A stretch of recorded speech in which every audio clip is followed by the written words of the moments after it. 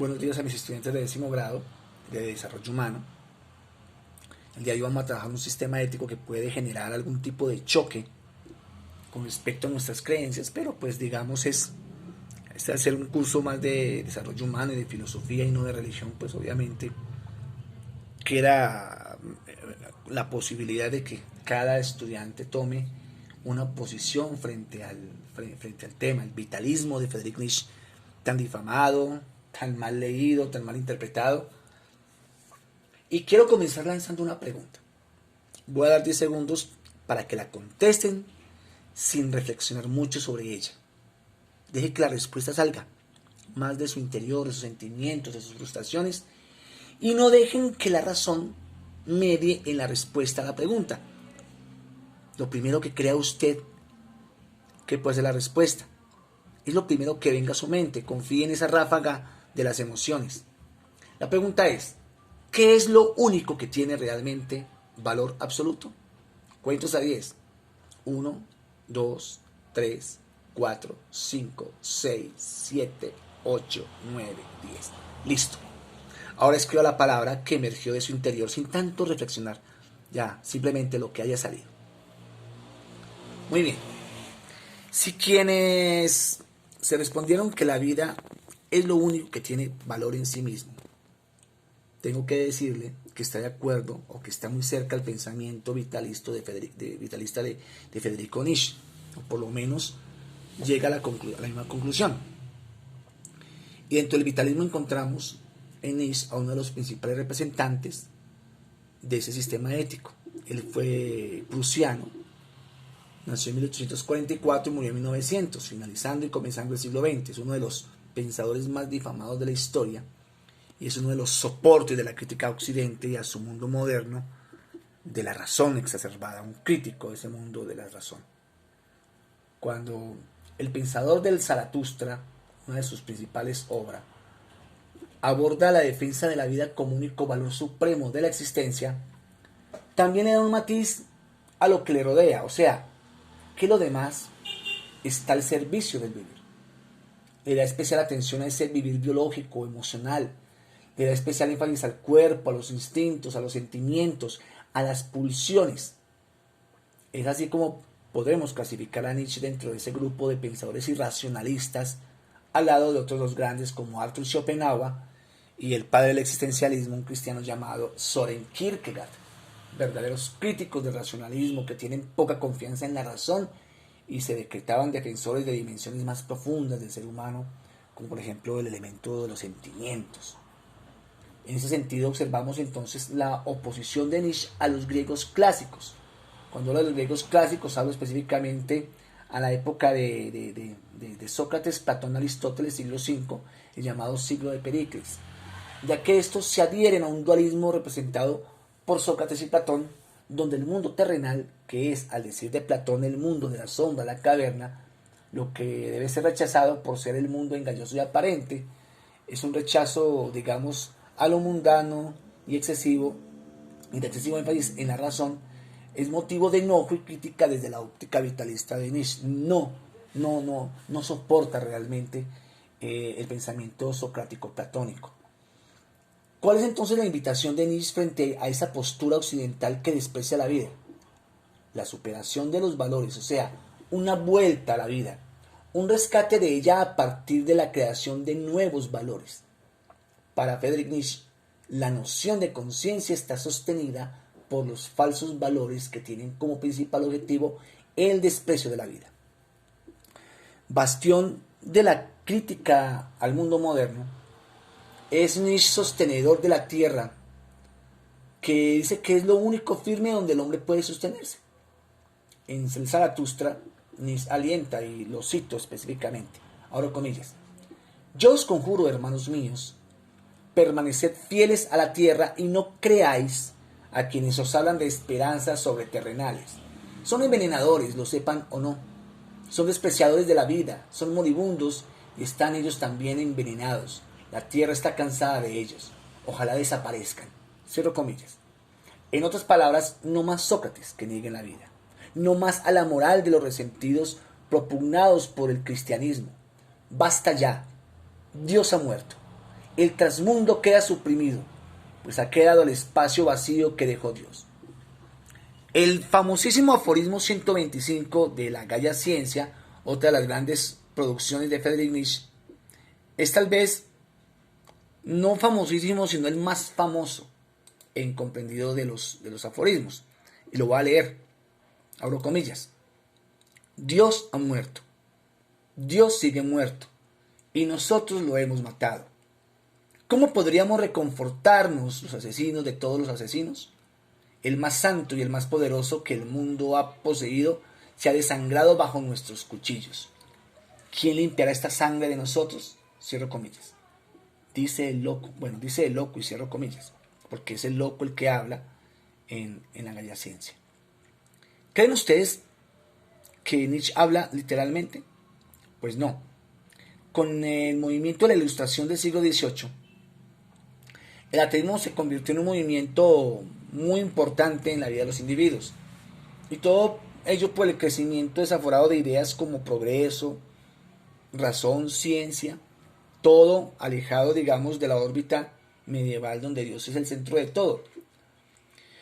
Y si bien Federico Nietzsche nació en medio de una familia cristiana, esa ola intelectualista que arrasaba Europa desde el siglo XIX lo abrazó teniendo en cuenta que la Ilustración rompió de alguna manera la tradición teocéntrica que gobernó por algo más de un milenio al mundo europeo y le sentó sus bases sobre una religión despreciativa de la vida humana, de la vida del mundo, de la vida de la materia, al decir de Nietzsche. Habla del cristianismo. Los valores cristianos ven a la renuncia como una virtud. En la renuncia a este mundo, sin dejar el mundo de San Pablo, se concentra la virtud cristiana.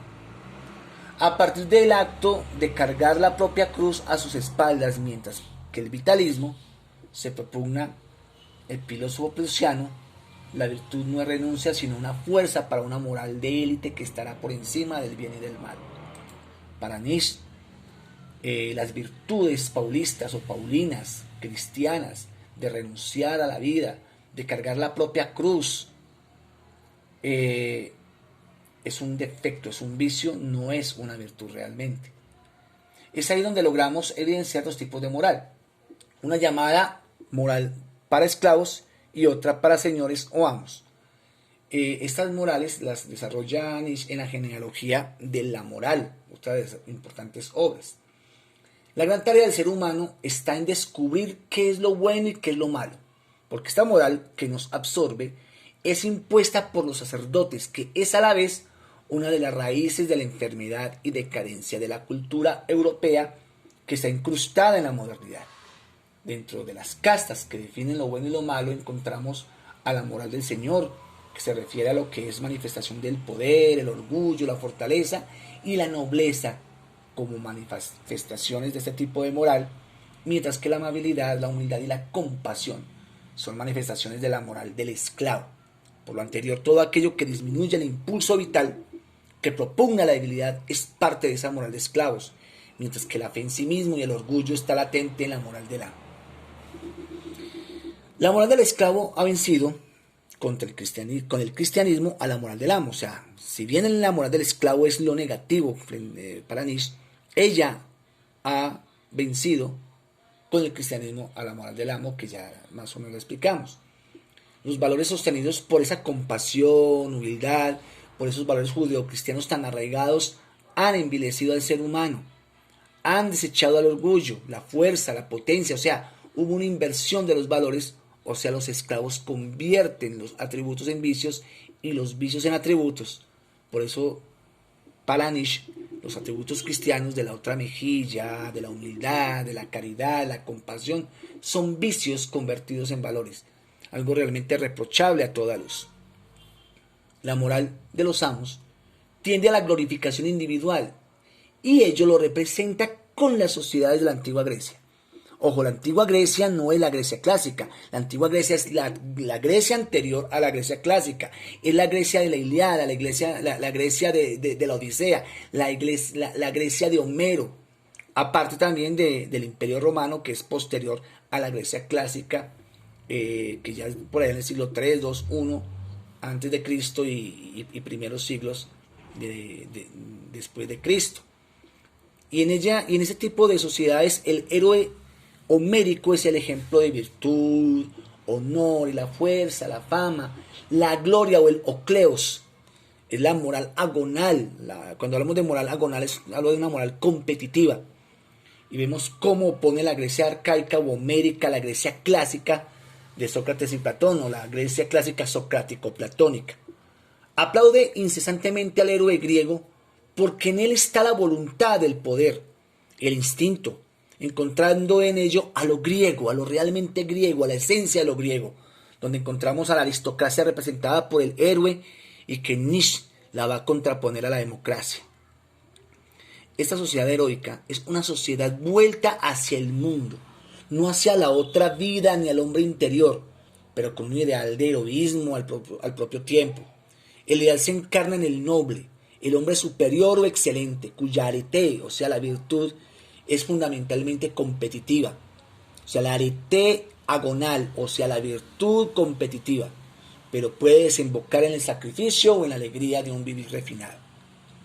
¿Cómo poner por encima de este fascinante mundo heroico, arcaico, aristócrata a la Grecia clásica y al pietista mundo cristiano evangélico protestante en el que creció y odió el mismo Nietzsche, y a nivel general las religiones monoteístas judeocristianas?